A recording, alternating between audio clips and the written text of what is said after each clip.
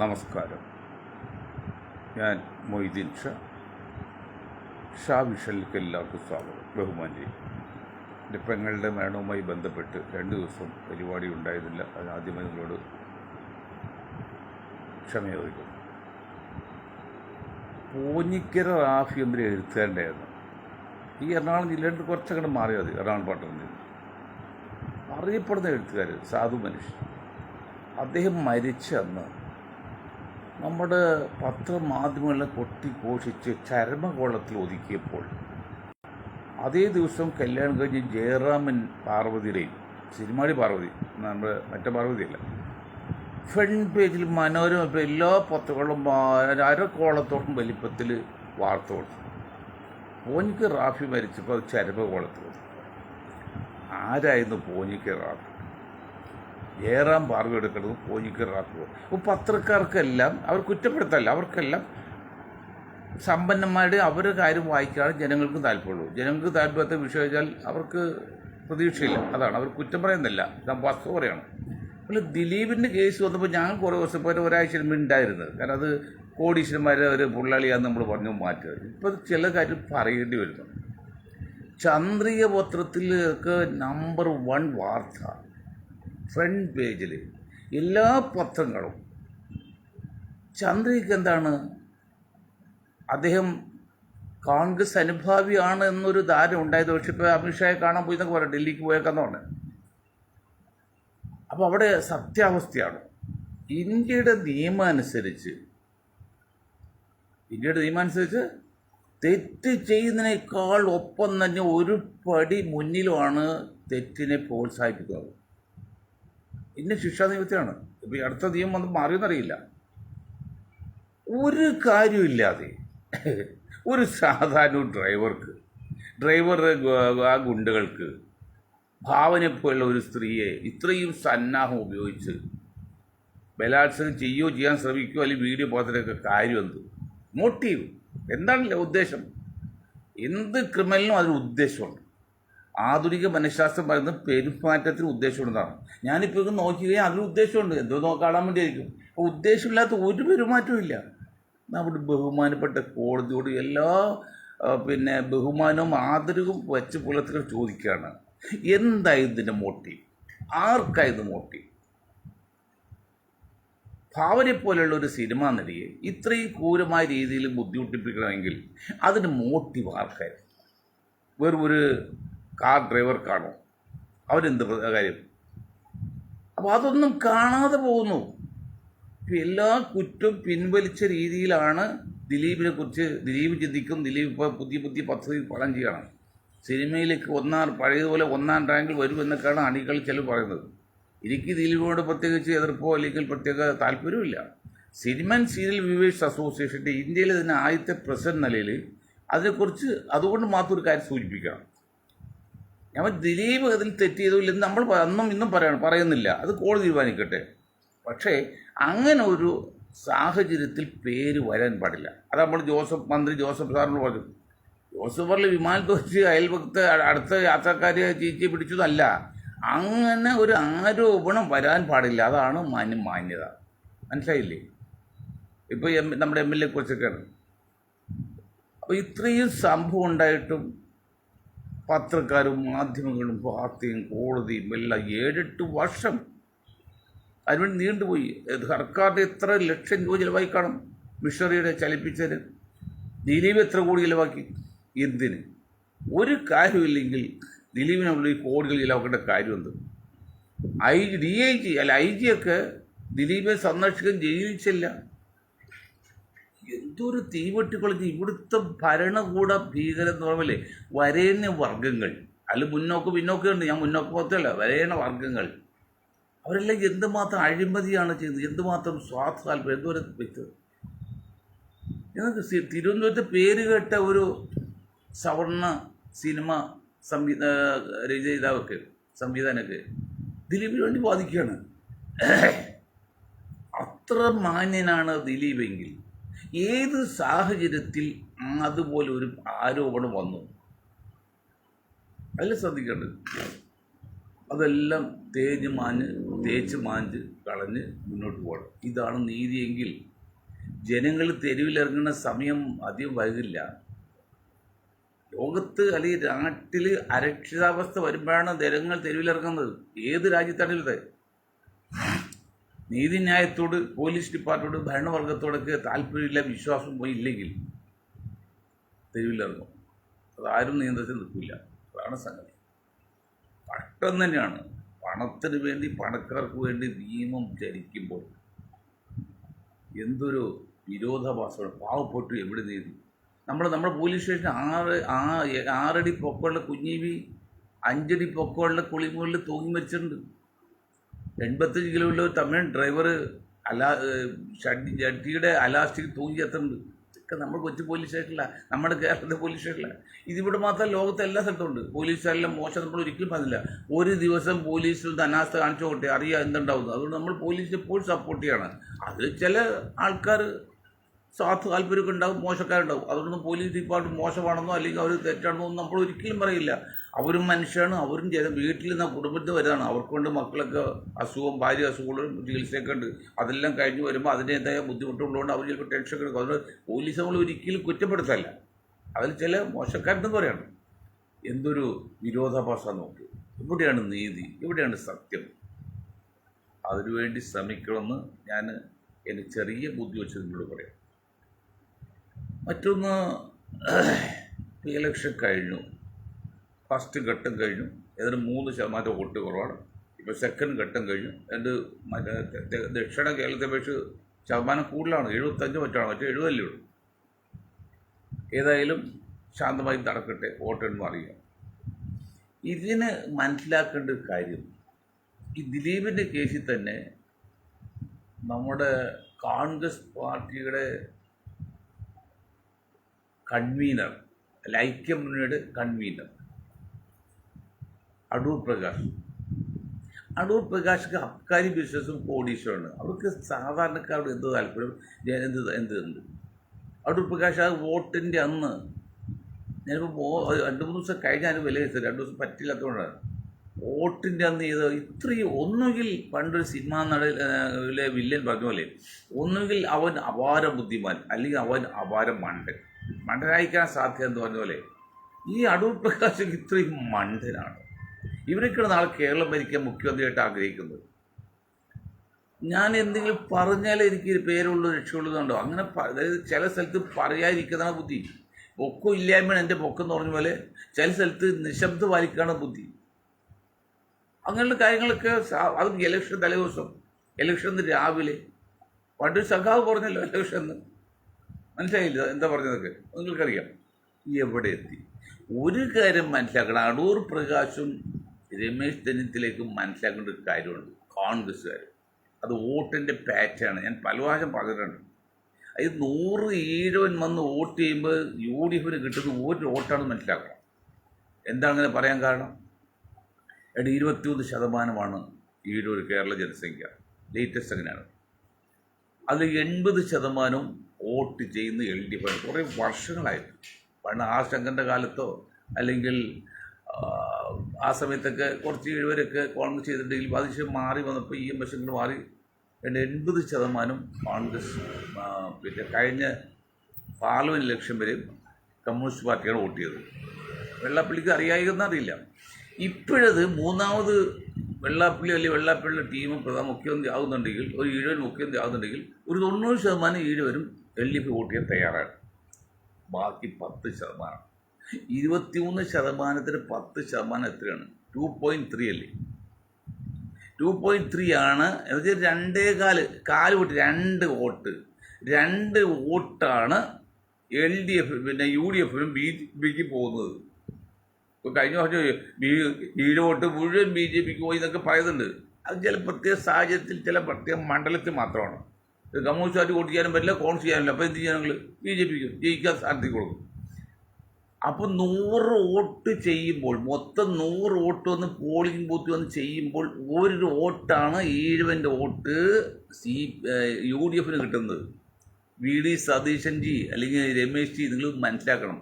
സണ്ണി ജോസഫ് ജിയൊക്കെ കൃത്യക്കണക്കാണത്, അല്ല ഞഞ്ഞഞ്ഞ പറയുന്നില്ല. 4 കോൺഗ്രസ് അല്ല മൊയ്തീൻ ഷായുടെ ഗ്രൂപ്പ് വളരെ ശക്തമായിട്ട് വെൽ സ്റ്റഡിയേഡാണ്. 100 വോട്ട് ചെയ്യുമ്പോൾ 100 വോട്ടാണ്, 100 ഈഴവല്ല കേട്ടോ, 100 വോട്ട് ചെയ്യുമ്പോൾ 1 വോട്ടാണ് UDF ഈഴവൻ്റെ കിട്ടുന്നത്. അത് 5-10% വ്യത്യാസം എന്തൊക്കെ, അതാണ് കറക്റ്റ്. ആവറേജ് അതാണ്. ഇത് നായർ വിഭാഗം 9%, 12 ഉണ്ടായത് കുറഞ്ഞ 9%. അതിലൊരു 50% വരെ കഴിഞ്ഞ പ്രാവശ്യം BJPക്ക് അല്ലെങ്കിൽ സംഘപരിവാർ വോട്ടാണ്. സംഘപരിവാറിന് വോട്ട് ആവശ്യമില്ല, കാരണം ഭരണത്തില്ല, BJP ആണല്ലോ, BJPക്കാണ്. അത് ഇത്തവണ അത് കുറച്ച് കൂടി ഒരു 65-70% വരും വരാം. അപ്പോൾ 30% ബാക്കി വെക്കുന്നത് 9%-ൻ്റെ 30% തുടങ്ങി 27, 2.7%. 2.7% എന്ന് പറഞ്ഞാൽ 2.5 വോട്ടാണ്. ആര്യങ്ങളുടെ വോട്ട് അവർ 2 വോട്ടാണ്. ആ 2 വോട്ടിൽ നിന്ന് വേണം പിന്നെ UDFനും LDFനും വരാൻ. അപ്പോൾ UDFന് കിട്ടുന്നത് 1 വോട്ടാണ്. എന്നാൽ 100 വോട്ട് ചെയ്യുമ്പോൾ ഈ നായർ വിഭാഗത്തിന് വോട്ട് ഒരെണ്ണ കിട്ടുന്നത്. സതീഷ് ഇതൊക്കെ അറിഞ്ഞുകൊണ്ട് വേണം Satheesan, Ramesh G, sorry net problem, ഇത് അറിഞ്ഞുകൊണ്ട് കാര്യം നടത്താൻ. ഇനി അടുത്ത് നമുക്ക് എടുത്തു നോക്കാം. അടുത്ത് ക്രിസ്ത്യൻ സമുദായമാണ്. 18% ഉണ്ടായി, അത് കുറഞ്ഞ് 15ആയി. 15-ൽ 5-6% ദളിത് ക്രിസ്ത്യാനിയാണ്. ബാക്കി 9% വേണം 10 എന്ന് പിടിക്കുക. ഈ 10% 100 വോട്ട് ചെയ്യുമ്പോൾ 10 വോട്ടാണ് സാധാരണ ക്രിസ്ത്യൻ ചെയ്യുന്നത്. അതിൽ ഒരു 5 വോട്ടെങ്കിലും UDFന് കിട്ടും. ഒരു 2 വോട്ട്, 100 പേര് വോട്ട് ചെയ്യുമ്പോൾ 2 വോട്ട് BJPക്ക്, 3 വോട്ട് കമ്മ്യൂണിസ്റ്റ് പാർട്ടിയും. അതാണ് വ്യത്യാസം വരുന്നത്. അപ്പോൾ ഇത് 100 വോട്ട് ചെയ്യുമ്പോൾ ഈഴവനിൽ നിന്ന് 4-ൽ നിന്ന് 1 വോട്ട് കിട്ടുമ്പോൾ ക്രിസ്ത്യാനിൽ നിന്ന് 5 വോട്ട് കിട്ടും. അതൊരു വ്യത്യാസമുണ്ട്. പിന്നെ ഉള്ളത് ദളിത് വിഭാഗമാണെന്നേ. ദളിത് വിഭാഗം എന്ന് പറഞ്ഞാൽ 12% ആദിവാസിയും പിന്നെ ദളിതുമൊക്കെ ചേർന്ന് ഇപ്പോൾ അത് 10%. അതിൽ 65-70% വോട്ട് കൊടുക്കുന്നത് LDFനാണ്. ഒരു 35% UDFനുള്ളൂ. പണ്ടും അതിപ്പോഴല്ലേ 30%. 100 ഉണ്ടെങ്കിൽ 3.5. അപ്പോൾ ഏതാണ്ട് ഒരു 1.5 വോട്ട്, അത് ഈഴവൻ വന്ന് ചെയ്തേക്കാൾ കൂടുതൽ, അല്ലെങ്കിൽ നായർ വന്ന് വോട്ട് ചെയ്തേക്കാൾ കൂടുതൽ വോട്ട് UDFന് ദളിതിൽ നിന്ന് കിട്ടുന്നുണ്ട്. ഒരു 1.5 വോട്ടോളം കിട്ടും. മനസ്സിലാകുന്നുണ്ടോ? കണക്ക് ശാസ്ത്രജ്ഞന്മാരെ, രാഷ്ട്രീയ നിരീക്ഷകന്മാരെ, അതാണ് മീമാംസകരെ, മനസ്സിലാകുന്നുണ്ടോ? പിന്നെ ധീവർ ഉൾപ്പെടെ എല്ലാം കൂടി ഒരു 3%, ആശാരി മൂച്ചാരിയൊക്കെ ഒരു 3% വെച്ചോ, അതുപോലെ തുല്യമായിട്ട് 1 വോട്ട് കിട്ടും. അപ്പോഴും ബാക്കി വോട്ട് എവിടെ നിന്നും കിട്ടിക്കൊടുത്ത് ഇത്രയും കാലം. ഇത് മാത്രമല്ല, ഈ കരുണാകരജിയും ആന്റണിജിയും പിന്നെ ഉമ്മൻചാണ്ടിജിയും ഇപ്പോൾ പിണറായിക്ക് അപ്പുറത്താണല്ലോ, എല്ലാ രമേശിയൊക്കെ മനസ്സിലാക്കി. പിന്നെ എവിടെ നിന്നാണ് വോട്ട് കിട്ടുന്നത്? ഏതാണ് അന്നും ഇന്നും ഒരു 40% വരുന്ന മുസ്ലിം സമുദായത്തിൽ കഴിഞ്ഞ ഇലക്ഷൻ, 2 ഇലക്ഷൻ മുൻപ് വരെ 10% വോട്ടാണ് LDF കിട്ടിയത്. കഴിഞ്ഞ 2 ഇലക്ഷനിൽ, ഈ കഴിഞ്ഞ 2 ഇലക്ഷനിൽ അതൊരു 2% മുസ്ലിം വോട്ട് കൂടി. എന്തുകൊണ്ടാണ് കൂടാൻ കാരണം? പിന്നെ അറബിക് സർവകലാശാല തുടങ്ങാതെ ഈ കുഞ്ഞാക്കായും കൂട്ടും, ഈ മാണിയും കൂട്ടും, ഉമ്മൻചാണ്ടി കൂട്ടും മുസ്ലിം സമുദായത്തെ അവഹേളിച്ചു, കളിയാക്കി. അതിൻ്റെ പ്രത്യേകം മലബാർ മുസ്ലിങ്ങൾ ഒരു 2% മാറി. അതാണ് 72 സീറ്റിൽ നിന്ന് 99 സീറ്റിലേക്ക് പോയി 90 LDF കിട്ടിയത്. കാരണം ഒരു 60 സീറ്റ് വരെയും ജയിക്കുന്നത് 500-2000 എടുക്കണം. അതൊക്കെ നിങ്ങൾക്കറിയാമല്ലോ. കോൺഗ്രസ്സുകാരെ നിങ്ങൾക്ക്, UDF നേതാക്കൾ നിങ്ങൾക്കറിയാമല്ലോ, ലീഗിനറിയാം, എന്നെക്കൊണ്ട് പറയിപ്പിക്കണോ? 60 സീറ്റ് വരെയും ജയിക്കുന്ന 500-2000 വോട്ടാണ്. അപ്പോൾ ഒരു മണ്ഡലത്തിൽ 2% മാറിക്കഴിഞ്ഞാൽ എന്ത് സംഭവിക്കും? അങ്ങനെയാണ് 99 സീറ്റ് LDF കിട്ടുക. അല്ലെങ്കിൽ LDFൻ്റെ വോട്ട് വർധനയുണ്ടായിട്ടില്ല. LDFൻ്റെ വോട്ട് അന്ന് ഇന്നും വർദ്ധിച്ചിട്ടില്ല. ഇപ്പോൾ ഇത്തവണ ഒട്ടും വർദ്ധിച്ചിട്ടില്ല, താഴോട്ട് പോകണം. പക്ഷെ അതിൻ്റേതായ ഒരു അംഗീകാരമോ ഒരു അവസരം കൊടുക്കലോ UDF ചെയ്തിട്ടുണ്ടോ, ചെയ്യുന്നുണ്ടോ? അവിടെയാണ് ചോദ്യം. അതാണ്. നേരെ ചോദിക്കൂ, ഉത്തരം ചൊവ്വേ പറയും, മനോഹർ പറയും പോലെ. നേരെ ചോദിക്കുക. ഇത്രയും വോട്ട് കിട്ടി വർഷങ്ങളായിട്ട് കേരളം ഭരിക്കാൻ അവസരം കൊടുത്തോടെ മുസ്ലിം സമുദായത്തോട് ഈ കോൺഗ്രസ് സർക്കാരല്ല, കോൺഗ്രസ് പാർട്ടി നീതി പുലർത്തിയിട്ടുണ്ടോ എന്ന് നിങ്ങൾ ചിന്തിക്കുക. ഇല്ലെന്ന് നമുക്ക് പറയാം, കണക്കിൽ ഉദ്ധരിക്കാം. കാരണമല്ലോ, ആദ്യത്തെ പാൽ തെരഞ്ഞെടുപ്പിൽ 36 കോടി ഉള്ളപ്പോൾ 100ഓളം മുസ്ലിം MPമാരുണ്ടായിരുന്നു. അത് കുറഞ്ഞ് ഇപ്പോൾ 24 അപ്പോൾ ജനസംഖ്യ 150 കോടിയായി. 36-ൻ്റെ 4 ഇരട്ടി കൂടി. അന്ന് 300 എംപിമാരോട് ഇപ്പോൾ 543 ചെയ്തിട്ടില്ല. അത് ദേശീയ ലെവലിൽ. ഇപ്പോൾ ദേശീയ ലെവലാണെങ്കിലും സംസ്ഥാന ലെവലാണെങ്കിലും ഈ സമുദായത്തിന് വോട്ട് വാങ്ങി ഭരണം ആസ്വദിക്കുക എന്നല്ലാതെ ആ സമുദായത്തിന് അംഗീകാരം കൊടുത്തില്ല. അത് ദളിതുകൾക്ക് ചെയ്യാനുള്ള അവർക്ക് റിസർവേഷൻ ഉണ്ട്. അംബേദ്കർക്ക് സമ്മാനം കിട്ടിയ റിസർവേഷൻ ഉണ്ട്. 22% റിസർവേഷൻ ഓൾ ഇന്ത്യ ബേസിലുണ്ട്. കേരളത്തിലുണ്ട് 12% റിസർവേഷൻ. അതുകൊണ്ട് അവരെ തോൽപ്പിക്കാൻ പറ്റില്ല. അവർക്ക് കൊടുത്തത് കിട്ടും. പക്ഷെ കുറച്ച് കിട്ടുന്നത് ഈ മുസ്ലിം സമുദായത്താണ്.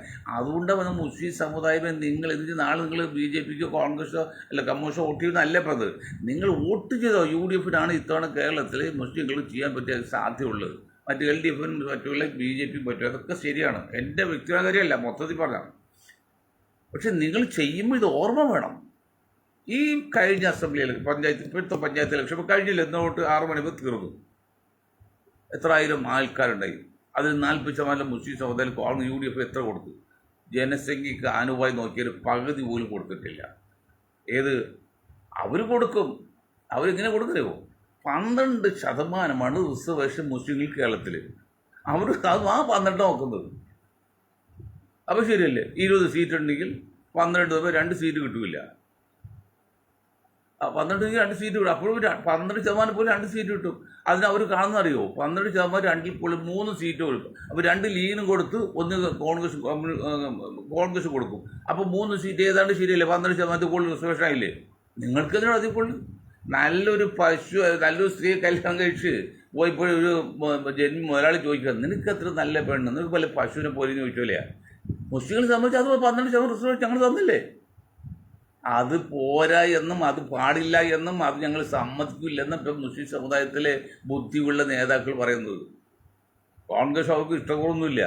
കോൺഗ്രസ് തന്നെ ഇന്ത്യയിൽ ഒരു പരിധി വരെ കോൺഗ്രസ് തന്നെയാണ് ശരണം, വേറെ പാർട്ടിയില്ല. BJP ഇപ്പോഴത്തെ കണ്ടീഷനിൽ അടിസ്ഥാനപരമായി ഒരു മാറ്റം വന്നില്ലെങ്കിൽ ഇപ്പോഴത്തെ കണ്ടീഷനിൽ മുസ്ലിം സമുദായം സഹകരിക്കാൻ പറ്റില്ല. ഇപ്പം അത് അധ്വാനിച്ച് തീർച്ചയായിട്ടും കിടക്കാണ്. അധ്വാനിച്ചൊക്കെ അന്ന് രാമകൃഷ്ണത്തിന് വേണ്ടി ചെയ്ത കാര്യം നിങ്ങൾക്കറിയാമല്ലോ. അത് ഞാൻ ആ സാന്ദർഭ്യം പറഞ്ഞോളൂ. അപ്പോൾ അതുകൊണ്ട് കോൺഗ്രസ് തന്നെയാണ്. പക്ഷെ കോൺഗ്രസ് പിഴച്ചുപോയി പോകരുത്. കാരണം ഇന്നും ഞങ്ങൾ 20% മുസ്ലിങ്ങൾ ഇന്ത്യയിലുണ്ട്. എപ്പോഴും ഇതിൽ 12 കോടി 14 കോടിയൊക്കെ പറയുന്നത് 150 കോടി ഉണ്ടെന്ന് പറഞ്ഞാൽ, അപ്പോൾ 10% 14 കോടി എന്ന് പറഞ്ഞാൽ, അപ്പോൾ അതിനകത്ത് 30% ഉണ്ട്, 20% ഉണ്ട്, 30 കോടികളുണ്ട്. അവരുടെ കാര്യത്തിൽ ഈ കോൺഗ്രസ് ഇങ്ങനെ ചെയ്താൽ പോരാ. 100% ഉറപ്പുള്ള ഒരു വിഭാഗമാണ് മുസ്ലിങ്ങളുടെ വോട്ട് കോൺഗ്രസ് മുന്നണിക്ക്. ഇതൊക്കെ ഞങ്ങളിപ്പോൾ ഞാനല്ല, ഞാനെന്ന വ്യക്തിയാണ്, പ്രസ്ഥാനം ഞങ്ങളുടെ ടീം പറയാണ്. ഞങ്ങളുടെ ടീം പറഞ്ഞാൽ പിന്നെ ആര് പറയും? മുസ്ലിം ലീഗ് മിണ്ടില്ല. മുസ്ലിം സംബന്ധിച്ച് തക്കാപ്പിച്ചത്തിൽ ആലും കിട്ടി അവർ മിണ്ടില്ല. അവർ സംബന്ധിച്ച് അവർക്ക് ഒറ്റ ചെയ്ത് കേരളത്തിൽ മുഖ്യമന്ത്രി സ്ഥാനം ഒരു 4-5 മന്ത്രിസ്ഥാനം കിട്ടി. ആ ബിരിയാണി കഴിച്ച് മുന്നിട്ട് വന്നല്ല, യാതൊരു ലക്ഷ്യം അവർക്കില്ല. സാമുദായിക വളർച്ചയെക്കുറിച്ചോ ഒന്നുമില്ല, ചിന്തിക്കുന്നില്ല അവർ. കാരണം അവർ സംഘപരിവാറായിട്ട് എതിർപ്പില്ലല്ലോ, അവർ എതിർക്കാൻ പോകുന്നില്ല, അവർ ശത്രുവായിട്ട് കാണുന്നില്ല, കണ്ടിട്ട് കാര്യമില്ല. അവിടെയാണ് വിഷയം. ശത്രുവായിട്ട് കാണുന്നു ഞാൻ പറയുന്നില്ല, രാജ്യം ഭരിക്കുന്ന കക്ഷിയാണ്, അവരുടെ ശത്രുവായിട്ട് കണ്ടില്ല അർത്ഥമില്ല, അത് വേറെ വശം. പക്ഷെ മുസ്ലിം ലീഗ് ലക്ഷ്യമുള്ളൂ. അവർക്ക് എന്ത് അക്കാപിച്ച കിട്ടി അവർ ബന്ധമില്ല. പക്ഷെ അങ്ങനെയല്ലടോ, മുസ്ലിം ലീഗ് ന്യൂനപക്ഷ പാർട്ടിയായതുകൊണ്ട്, ന്യൂനപക്ഷങ്ങൾക്ക് സംരക്ഷണം കൊടുക്കുന്ന പാർട്ടിയോട് പിന്നോക്കത്തിൽ ന്യൂനപക്ഷങ്ങൾക്ക് കൊടുക്കുന്ന പാർട്ടിയായതുകൊണ്ട് അവർ പിന്നോക്കിന് കിട്ടിയിട്ടുണ്ടോ, ഈഴ ഉൾപ്പെടെ പിന്നോക്ക് കിട്ടിയിട്ടുണ്ടോ?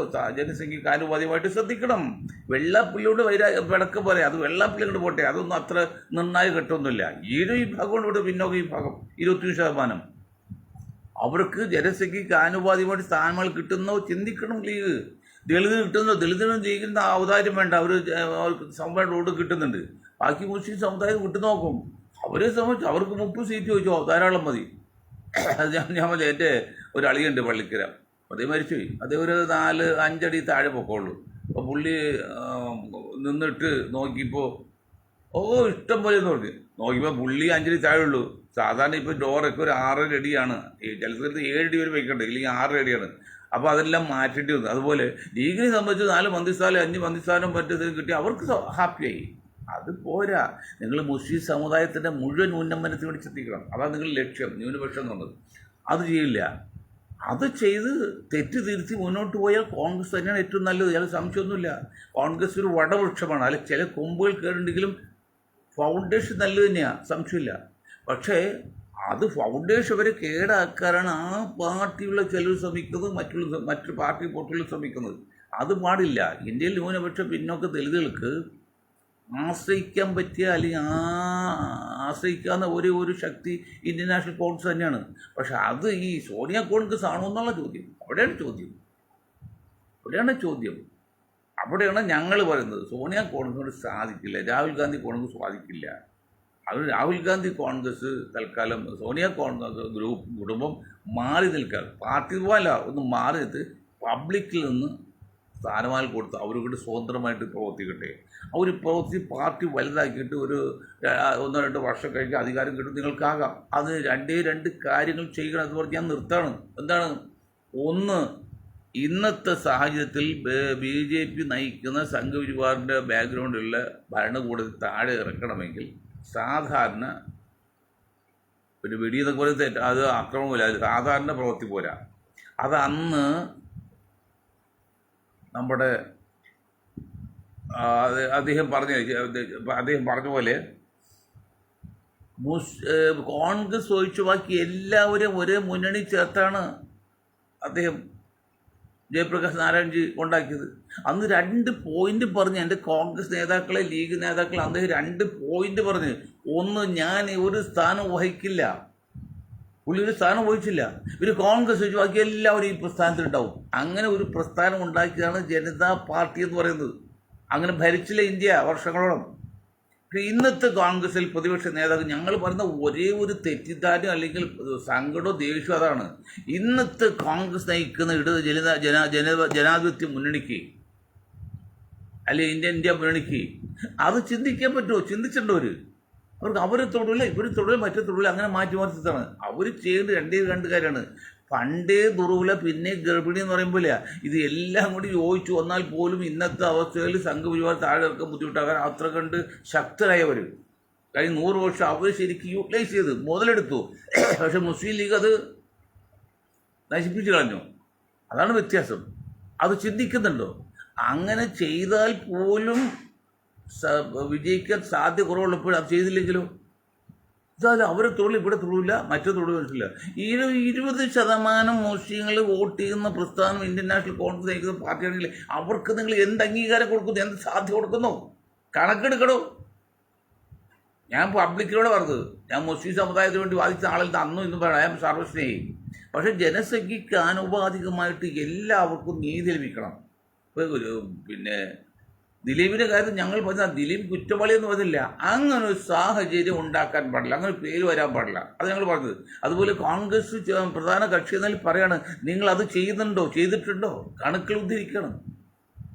രണ്ടാമത്, ഒരാൾ പണ്ടൊക്കെ ഇങ്ങനെ ഒരാൾ ഹിന്ദു സമുദായപ്പെട്ട നേതാവാണെങ്കിൽ അടുത്ത നേതാവ് ഒരു മുസ്ലിമാണ്. അത് 36 കോടി ആകേണ്ടേ ഉള്ളൂ. ജനങ്ങൾ കുറവായിരുന്നു, മുസ്ലിങ്ങൾ കുറവായത്. ഇന്ന് 150 കോടി അടുത്തായി. അപ്പോൾ നിങ്ങൾ ഒരു നേതാവ് ഹിന്ദു ആണെങ്കിൽ അടുത്ത നേതാവ് മുസ്ലിം ആയിരിക്കണം. 2 വർഗ്ഗമാണ് ഇന്ത്യയിലുള്ളത്. ക്രിസ്ത്യൻ സമുദായക്ക് ആകെ 2 ശതമാനം കേരളത്തിൽ മാത്രമേ ഉള്ളൂ. അവർക്ക് അംഗീകാരം കൊടുക്കണ്ടല്ലേ? അവർക്ക് അത് കൊടുത്തു, അവർക്ക് ഓട്ടോമാറ്റിക് കിട്ടുന്നുണ്ട്. കിട്ടിയില്ല അവർ പിടിച്ചു വാങ്ങിക്കാൻ അവർക്ക് അറിയാം. അത് വേറെ ലൈനാണ്. അപ്പോൾ അത് ചെയ്യുന്നുണ്ടോ? അത് ചെയ്ത് മുന്നോട്ട് പോയാൽ മാത്രമേ നിങ്ങൾക്ക് ഇന്ത്യയിൽ ഒരു ഭരണം പിടിച്ചെടുക്കാൻ പറ്റുള്ളൂ. അങ്ങനെ പിടിച്ചെടുക്കുന്ന ഭരണം കുറച്ച് കഴിയുമ്പോൾ നിങ്ങൾ സോണിയാഗാന്ധി രാഹുലിൻ്റെ മോനോ അല്ലെങ്കിൽ രാഹുലല്ല മറ്റേ പ്രിയങ്കയുടെ മോനോ ഭർത്താവോ ആരും ആയിക്കോട്ടെ, അതല്ലാതെ ഇതൊന്നും ആകാതെ കുരിശും തൂക്കിയിട്ട് മറ്റേ വടകര വന്ന് മത്സരിച്ചാലൊന്നും പാർട്ടി വോട്ടിയില്ല സാർ. തകർത്ത് തരിപ്പണേക്കളെ പുഴയിൽ വെള്ളം വരുമ്പോൾ കടൽ പതിപ്പിച്ച് കളയും പോലെ പതിപ്പിച്ച് കളയും നിങ്ങളെ. അത് മനസ്സിലാക്കാൻ കഴിവുണ്ടെങ്കിൽ നിങ്ങൾ രക്ഷപ്പെടും. ഒറ്റ കാര്യം നിർത്താം. നമ്മൾ പണ്ടൊക്കെ രാത്രി നടന്നു പോകുമ്പോൾ ചൂട്ട് എത്തിച്ച് ഗ്രാമത്തിൽ പോകുമ്പോൾ പുറകിൽ നിൽക്കുന്ന കാരണവന്മാർ പറയും, എനിക്ക് തല വയ്ക്കുന്ന മോനെ പറയും. അപ്പോൾ പിള്ളേർ ചിരിക്കും. എന്നെ പിള്ളേർക്ക് ഞാൻ പൊങ്ങച്ച പറയാം, എന്നെ പിള്ളേർക്ക് അന്നും മനസ്സിലായിട്ടുണ്ട് ഈ തല വയ്ക്കുന്ന കാരണന്മാർ. അതിങ്ങനെ ചിന്തിക്കുന്നവർ ജീവിതത്തിൽ രക്ഷപ്പെടും, അല്ലെങ്കിൽ രക്ഷപ്പെടില്ല. അതുപോലെ ഇങ്ങനെ ചിന്തിച്ച് മുന്നോട്ട് പോയി നിങ്ങൾ രക്ഷപ്പെടും, അല്ലെങ്കിൽ നിങ്ങൾ രക്ഷപ്പെടില്ല. ആരെത്രയൊക്കെ സഹായിച്ചാലും. റോബർട്ട് വധേര പാർട്ടി സ്റ്റേണാകാതെ റോബർട്ട് വധേരയുടെ നേതൃത്വം അല്ലെങ്കിൽ പുറകിൽ കളിച്ചാലോ RS കളിച്ചാലൊന്നും നിങ്ങൾക്ക് ഇന്ത്യ പിടിച്ചെടുക്കാൻ പറ്റില്ല. അത് മനസ്സിലാക്കാനുള്ള കഴിവുണ്ടെങ്കിൽ, മനസ്സിലായിട്ടുണ്ടെങ്കിൽ നിങ്ങൾ രക്ഷപ്പെടും, ജനങ്ങൾ രക്ഷപ്പെടും. അല്ലെങ്കിൽ ആപത്തിലേക്ക് പോകുമെന്ന് പറഞ്ഞുകൊണ്ട് ഞാൻ എൻ്റെ വാക്കുകൾ നിർത്താൻ നിങ്ങൾക്ക് പോരാ എന്നത് ജയ് ഹിന്ദ്.